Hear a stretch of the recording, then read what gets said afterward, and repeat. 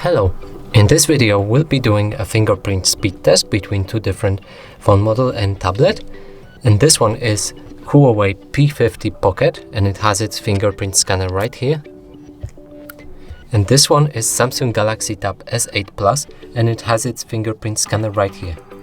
So let's get into testing.